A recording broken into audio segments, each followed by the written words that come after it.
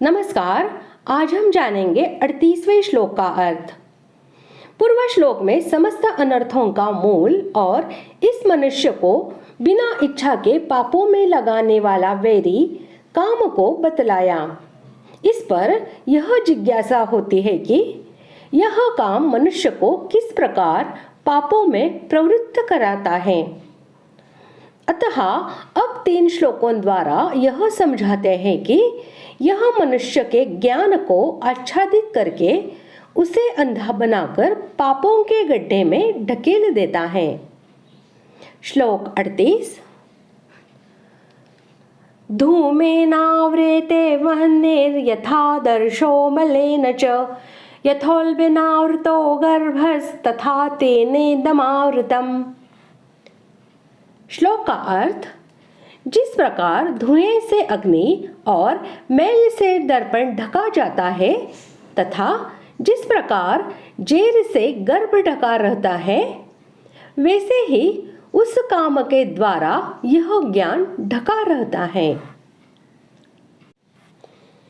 धुआं, मल और जेर इन तीनों के दृष्टांत से काम के द्वारा ज्ञान को आवृत बतलाकर यह भाव दिखलाया गया है कि यह काम ही मल, विक्षेप और आवरण इन तीनों दोषों के रूप में परिणत होकर मनुष्य के ज्ञान को आच्छादित किए रहता है।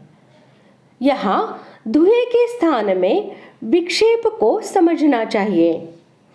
जिस प्रकार धुआं चंचल होते हुए भी अग्नि को ढक लेता है, उसी प्रकार विक्षेप चंचल होते हुए भी ज्ञान को ढके रहता है, क्योंकि बिना एकाग्रता के अंतःकरण में ज्ञान शक्ति प्रकाशित नहीं हो सकती, वह दबे रहती है। मैल के स्थान में मल दोष को समझना चाहिए। जैसे दर्पण पर मैल जम जाने से उसमें प्रतिबिंब नहीं पड़ता, उसी प्रकार पापों के द्वारा अंतःकरण के अत्यंत मलिन हो जाने पर उसमें वस्तु या कर्तव्य का यथार्थ स्वरूप प्रतिभासित नहीं होता। इस कारण मनुष्य उसका यथार्थ विवेचन नहीं कर सकता। एवं जेर के स्थान में आवरण को समझना चाहिए। जैसे जेर से गर्भ सर्वथा आच्छादित रहता है, उसका कोई अंश भी दिखलाई नहीं देता, वैसे ही आवरण से ज्ञान सर्वथा ढका रहता है। जिसका अंतःकरण अज्ञान से मोहित रहता है, वह मनुष्य निद्रा और आलस्यादि के सुख में फंसकर किसी प्रकार का विचार करने में प्रवृत्त ही नहीं होता। यह काम ही मनुष्य के अंतःकरण में नाना प्रकार के भोगों की तृष्णा बढ़ाकर उसे विक्षिप्त बनाता है। यही मनुष्य से नाना प्रकार के पाप करवाकर अंतःकरण में मल दोष की वृद्धि कराता है और यही उसकी निद्रा, आलस्य और अकर्मण्यता में सुख बुद्धि करवाकर उसे सर्वथा विवेक शून्य बना देता है। इसीलिए यहाँ इसको तीनों प्रकार से ज्ञान का आच्छादन करने वाला बतलाया गया है। इस श्लोक में भगवान ने एक काम के द्वारा विवेक को ढकने के विषय में 3 दृष्टांत दिए हैं।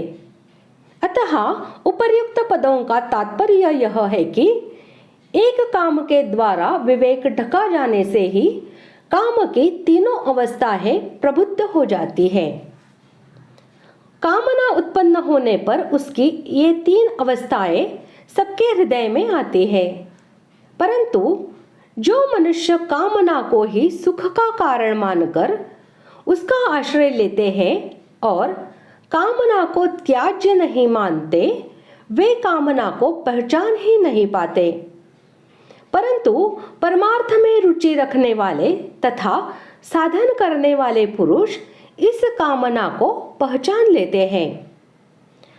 जो कामना को पहचान लेते हैं, वही कामना को नष्ट भी कर सकता है।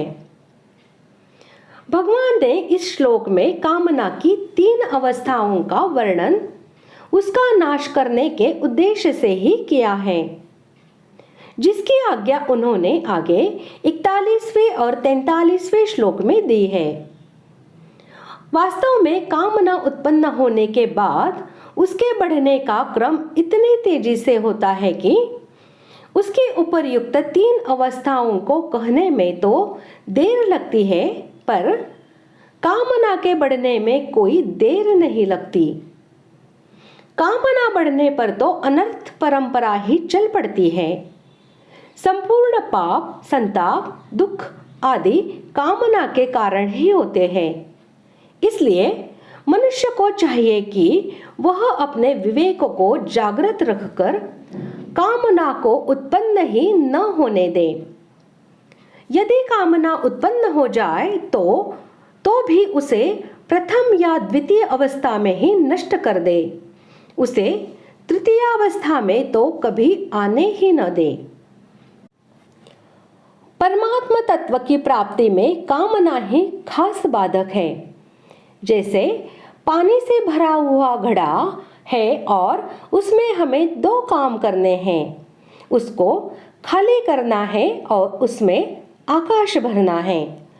परंतु वास्तव में हमें 2 काम नहीं करने हैं, प्रत्युत एक ही काम करना है, घड़े को खाली करना।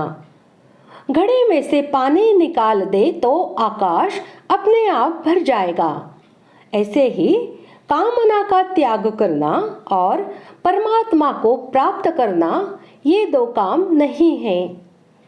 कामना का त्याग कर दे तो परमात्मा की प्राप्ति अपने आप हो जाएगी। केवल कामना के कारण ही परमात्मा अप्राप्त दिख रहे हैं। इस प्रकार आज हमने 38वें श्लोक का अर्थ जान लिया है। अगले भाग में जानते हैं 39वें श्लोक का अर्थ। धन्यवाद।